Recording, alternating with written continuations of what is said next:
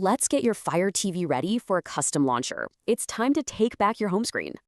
So are you tired of all the ads on your Fire TV?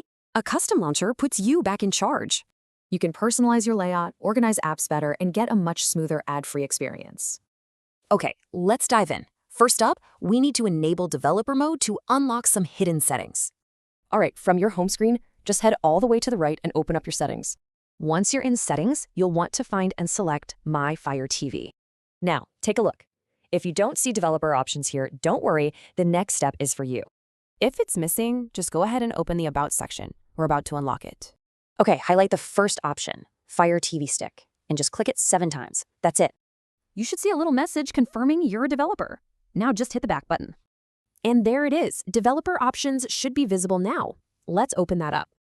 Okay, now we need to let the Fire Stick install apps from outside the Amazon App Store.